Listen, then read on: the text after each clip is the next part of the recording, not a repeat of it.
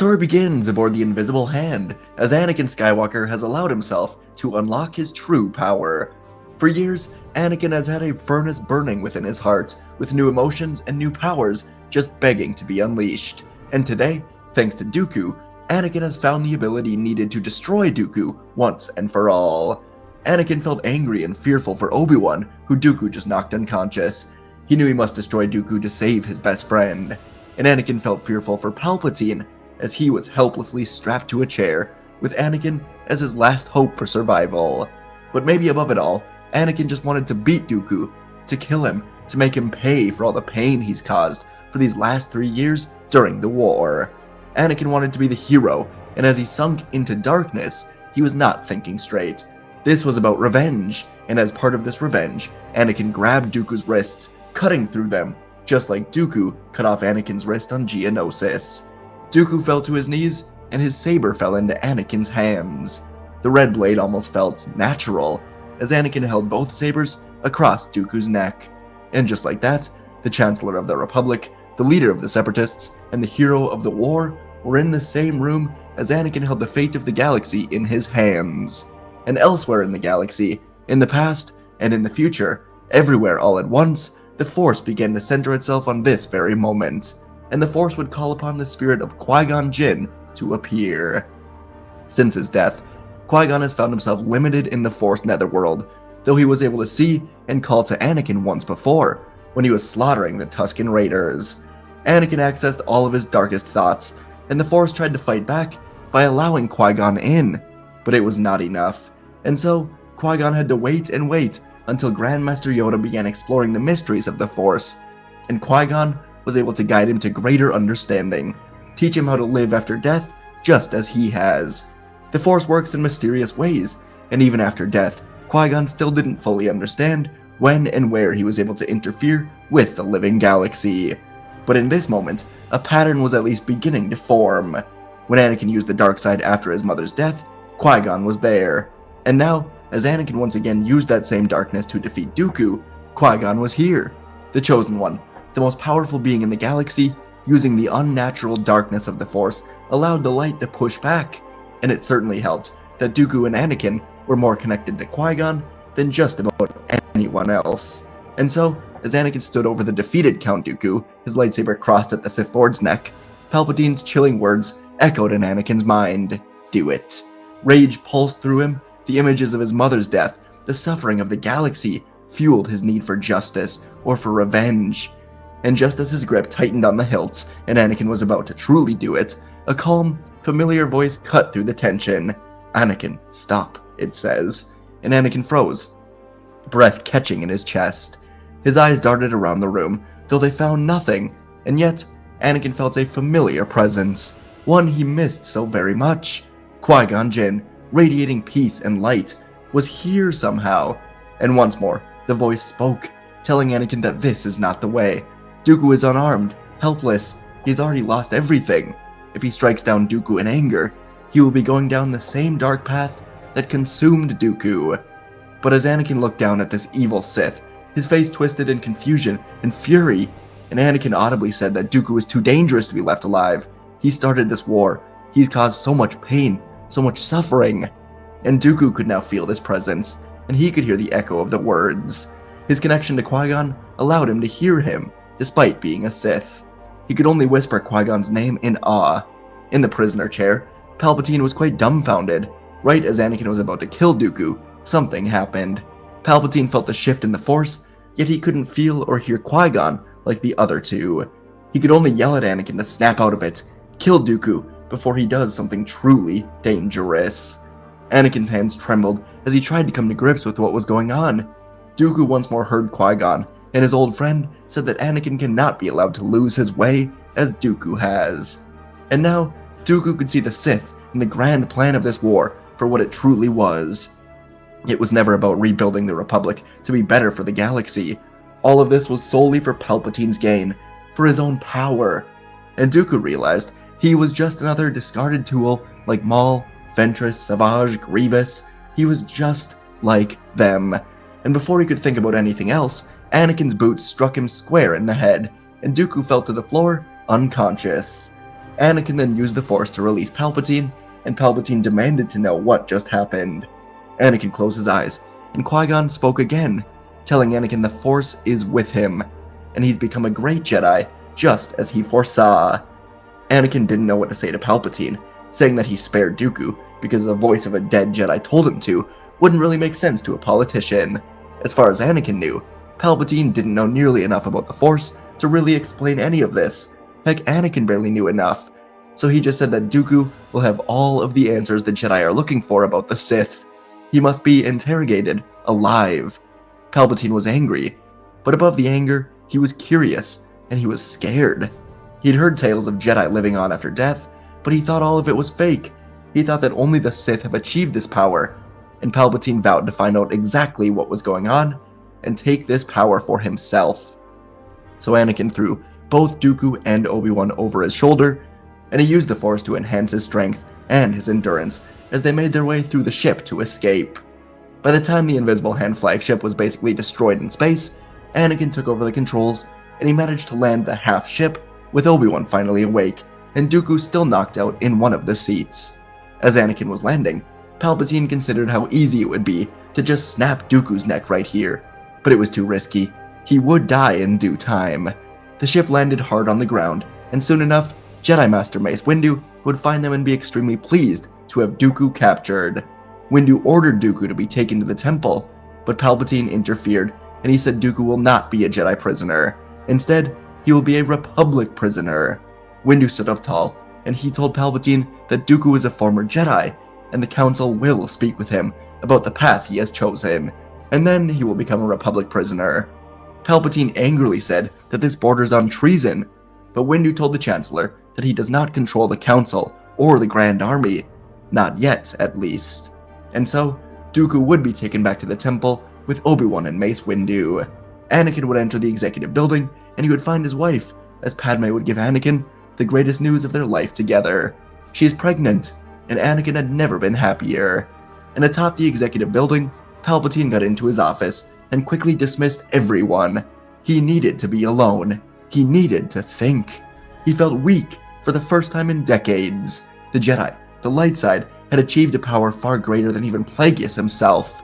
Darth Sidious knew that Qui-Gon was alive, and he was determined to discover this power for himself. He would control it, and both the Force and every being of this galaxy will be his to rule for all eternity. Sidious suddenly didn't care about Dooku, Anakin, the Council, the Senate. All of it was tiny and meaningless compared to what he knew he could achieve. So Sidious would leave his office, telling the guard he needs rest after the Coruscant attack, and he would go to his suite in 500 Republica, where he now kept all of his tools of the Force for his Sith alchemy to search what he needs to find. Meanwhile, Dooku would soon wake up in the center of the Jedi Council, with Force restraining cuffs across his elbows and behind his back. And as Dooku moved his hands, he realized he did indeed have hands again. They were put on him while unconscious, and Dooku despised them.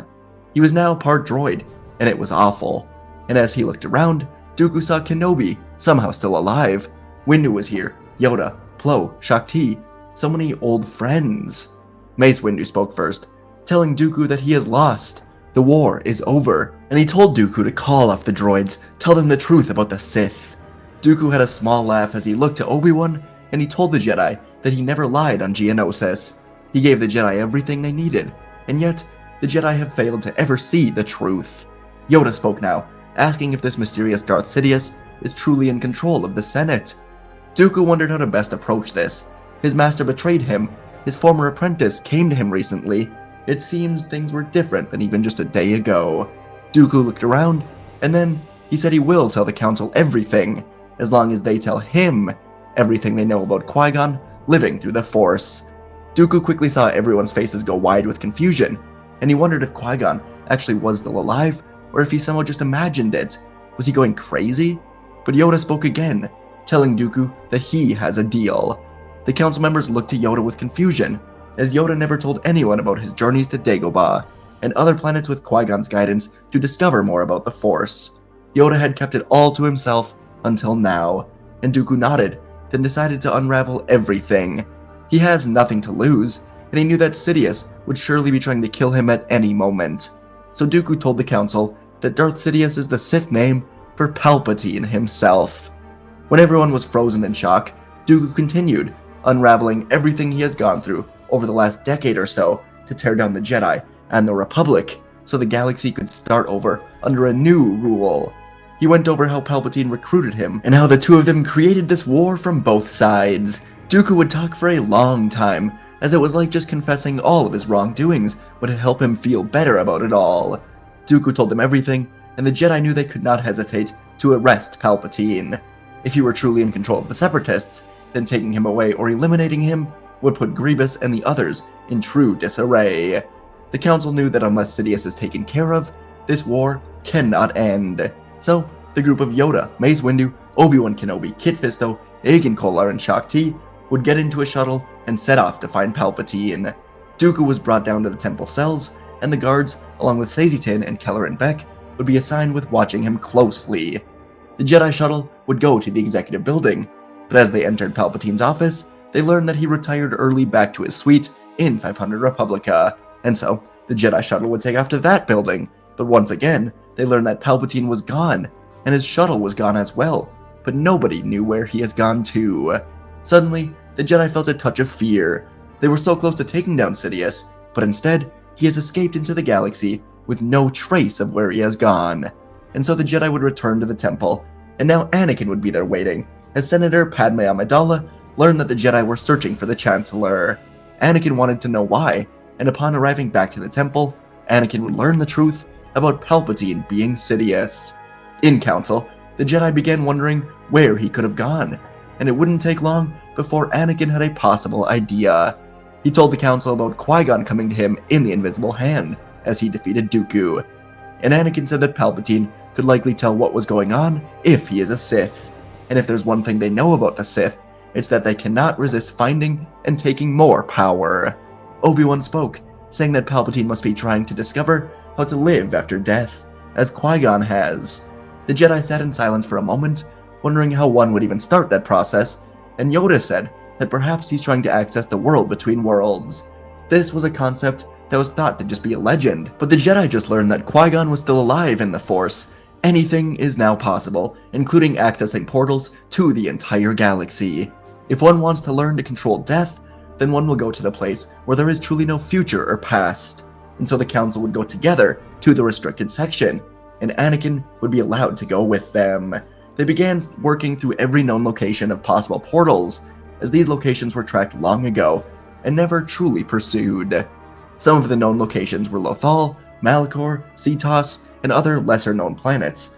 Jedi squads would be dispatched to each of the planets to try and determine if Sidious has gone here. One of these squads would have Anakin, Obi-Wan, and Yoda going to Malachor, and as the three Jedi entered the atmosphere, they could feel a current of the Force flowing like never before, darkness clashing with light, and these three Jedi realized they were in the right place. And on the surface, deep inside of a cave, Darth Sidious found the entrance to the world between worlds. This concept was always like a fairy tale to him, a gateway to never-ending futures and pasts. It seemed too good to be true, and that was why only a lightsider could ever truly open the portal. And so Sidious waited, knowing that Dooku would reveal the truth, and the Jedi would surely be searching for him. And he knew that once the Jedi find him, Anakin will have no choice but to open the portal. As he stood at the end of the tunnel deep in the shadows, Sidious soon saw three Jedi enter his view, and Sidious pushed the button to set off the explosives that he set along the cave walls. The explosions rocked the cave, and Sidious reached out, pulling Anakin to him. Anakin flew to Sidious, and both Yoda and Obi-Wan had to turn running the other way to avoid the collapsing rocks. Anakin fell hard to the ground, then looked up at Darth Sidious. His eyes were yellow, he had a terribly evil smile, and he reached out, and he pulled Padme into his open hand. Sidious was choking her, and Anakin begged him to stop, as he realized he never checked on Padme before leaving Coruscant. She was gasping for breath, and Sidious told Anakin to open the portal, or she dies. He brought her here, knowing the Jedi, and most likely Anakin, would be following. Anakin had to reach his hands up. He began trying to unlock the portal. Padme tried to tell him to stop, but Palpatine's grip on her throat didn't let any sound come out. Anakin closed his eyes, and he dove deep into his full power. The Force surrounded Anakin as he turned the portal key, and it truly began to open. Sidious laughed as he knew this power was now all his, and he used the Force to throw Anakin inside of the portal first, as a test to see if he survives. Anakin flew forward, and he emerged on the other side of the portal. Echoes of his past swarmed him. He heard his mother, sounds of the war, Ahsoka, Rex, Obi-Wan, the Council, even Qui-Gon, as Qui-Gon's voice was here and now, saying he should never have interfered on the ship. The portal behind Anakin now began to contort with blue energy, and a shrieking sound filled the entire realm, as the portal was trying to reject the Sith Lord from entering. But it was not working. Sidious had the portal open for him, and his pure power was allowing him to enter. As Sidious was stepping through the portal, Anakin yelled out, asking what he must do, and Qui-Gon came to him not only as a voice, but as a clear blue body. He told Anakin to fight, as he will have the power of many Jedi with him. Qui-Gon disappeared, and Anakin indeed felt new power coursing through him. Not like the power of the dark side that he had found so often before, but the power of the Chosen One. All of the Jedi spirits that still existed in the Force Netherworld were with him. Anakin heard the names of Qui-Gon, Elzar Mann, Avar Kriss, Revan, and many others of the past. Their power would now be with him as Sidious entered the portal, looking around at the endless possibilities. He would take control of this realm, and no one would be able to stop him ever again. The galaxy was in his hands. But right in front of him, Anakin Skywalker stood with his lightsaber ignited. Sidious didn't have time for this. He tried to shoot lightning at Anakin, but Anakin reached out, catching it with no issue. So Sidious pulled out his blade, and he told Anakin that no one will stop him. Sidious moved in towards Anakin, and their sabers connected as they fought through splitting pathways, causing time itself to shatter like glass. Anakin moved with the grace of a warrior that was reborn, deflecting the dark energy with his blue saber. The spirits of the ancient Jedi seemed to guide his every move, and even Jedi Anakin was familiar with seemed to be here with him from the past to the future. A whisper of Yoda's wisdom in his defense, the strength of Windu in his counterattacks, the resolve of Obi-Wan in every step he took forward. With each clash of their powers, the world between worlds trembled, flashes of past battles playing out in broken fragments all around them. Mustafar, Endor, Exegol. Anakin saw them all, felt the weight of the Jedi legacy on his shoulders, and he pressed on. Sidious grew desperate, and he called upon the full might of the dark side, warping time itself to his will, but Anakin's power was unrelenting. The Jedi of the past empowered him, presence forming a radiant shield against the dark, and finally, with a leap fueled by the strength of every Jedi before him, Anakin cleaved through Sidious's defenses, striking down the Sith once and for all, as he told him that he is all of the Jedi.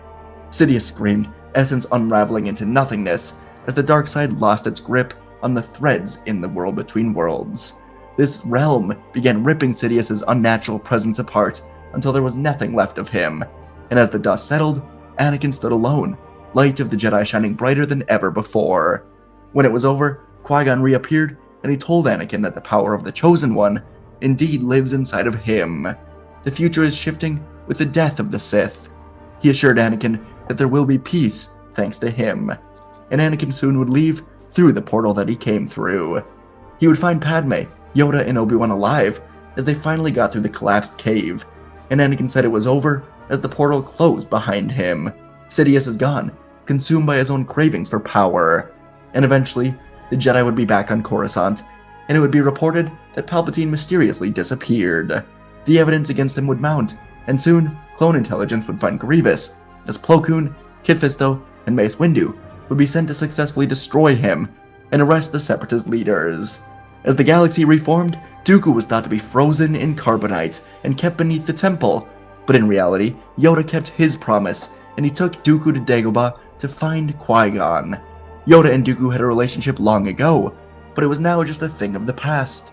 Either way, the two of them knew this war was over, and Dooku was stepping away from the darkness as best he could. He would indeed find Qui-Gon on Dagobah, and the two of them would talk, as Yoda would leave Dooku alone to retire peacefully away from the rest of the galaxy. It was risky, but with Qui-Gon's guidance, Dooku would be able to find some form of redemption through the Force. The years would go by with no war. The Skywalker twins would become Jedi, as Anakin watched over them, and Padme continued her work in the Senate. There was true peace in the galaxy, and Qui-Gon would continue to guide the Jedi into the future. And folks, that is our story for today. I do wonder if my voice sounds any different. I got a little bit of a cold, nose is plugged on like one side, and I feel a little, like a touch breathless. Either way, hope the video was good. Yeah, we went a little crazy on it, going into the world between worlds. I don't know, I thought, hey, let's have some fun today. Could have done a traditional, Dooku tells the council, or Sidious kills Dooku, and something happens, crazy time. Qui Gon helps. Either way, really wanted to go in on this one and just really enjoy it, kind of take it to a mystical place, because I think, if Sidious was like, hey, wow, there's a Jedi ghost in this galaxy, that's new, and I want to learn that power because I want to live forever, because his main goal throughout the 9 movies is like, I want to live forever. So, yeah, we figured I'd have him just pursue that power. Let me know what you guys thought of it. The World Between Worlds is a very interesting concept, one that I've still struggled to kind of fully grasp. And yeah, so I stretched the boundaries maybe a little, stretched the canon of it a touch, but whatever. Get over it, I guess. Like, it was fun, right? We had fun. Anyways, appreciate you guys listening. Let me know what you want to see next. Should have a video back up tomorrow. Yeah, I'll see you in the oh my gosh, my screen just went crazy. Everything good? Recording saved? Okay, we're good. I'll see you in the next video.